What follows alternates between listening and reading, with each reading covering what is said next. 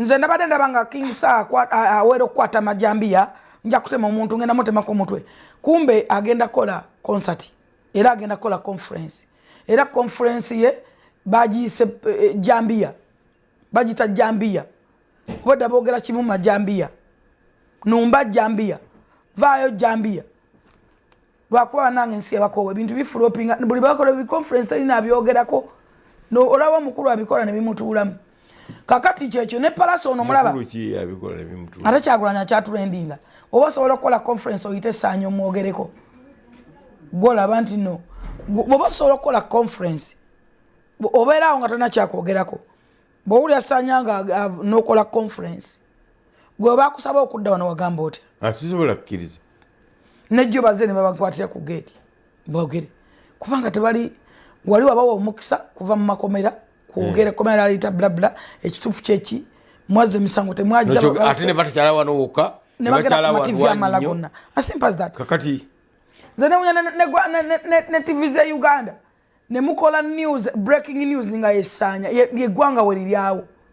no pattern number no ita conference nga news Saanya njala okutomera Petero and Bible ebigambi yogera okujjawo ngo bisomye bwawe wenyini webiri nokola conference nga batu bisomye bwawe conference nga conference mboise conference Saanya can you imagine ate notandika ekikuvumisa mutabani wa Museveni kiki Bobi Wine wachova ku muwozi muwozi akusiwa olulimi baloga muwozi gwe bagamba nti olina kuvuma bantu Bobi Wine wali wa ensolo woza nti tolabanga wepanka nti oli w'amaanyi ogenda kutegeera ensene ti abantu bakukowa abantu bako ovumwa tunulira kati palaso bwatunula ali kubisubi ali kufulu figambo wasika embizi wansikiranga lwaki yogera n'ebirala lwaki samukiriza komawo lwaki wajiryanga 2 Peter chapter 2 verse 22 lunyiriri Petero wa Petero 2:22 nyangu yakwata kyabatukirira ng'olugero lw'amazima bwe luli nti embwa edidde ebiseseme byayo n'embizi enazibwa edidde okwemulugunya mu bitoosi Petero meka 2 Peter Petero 2:2 second Petero ekyokubiri esura ya 2 olunyiriri lwa 22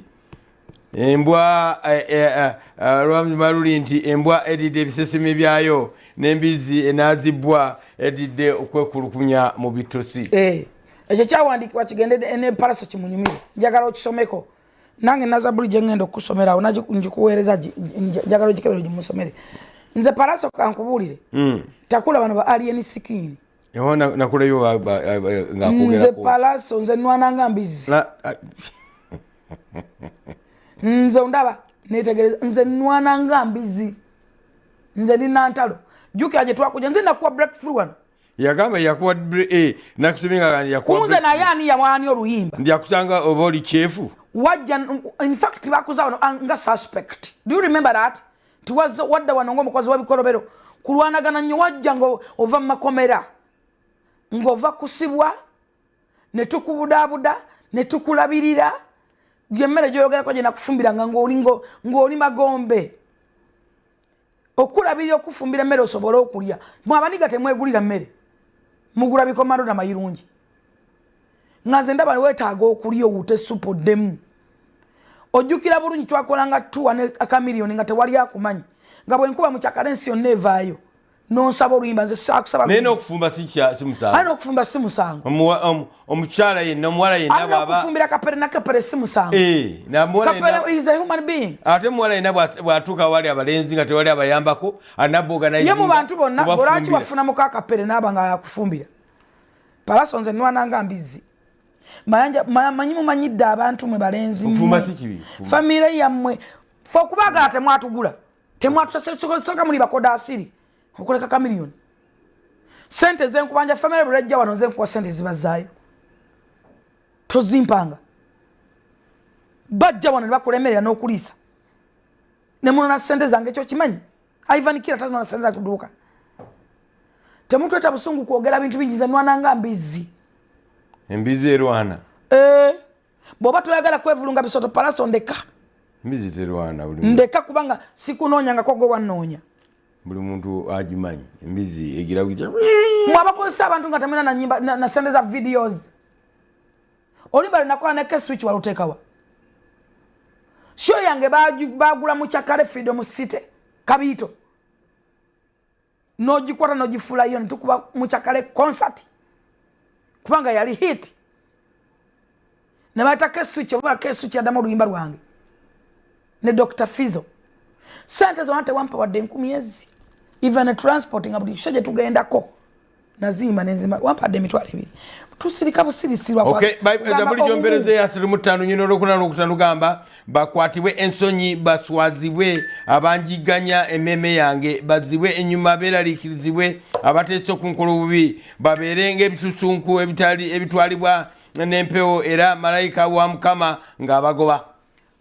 eyo njikusomedda tengena jikusomera nga bulunako kusaba mwenda buli lunako mwendeze msaneze ekiro wakola concert wano nga 5 wakola soma nofuna abantu 7 kakati ebi naawe anti nze nkubulira ffe twakubudabuda ng'ogenda kufa ffe twakwata ssente zaffe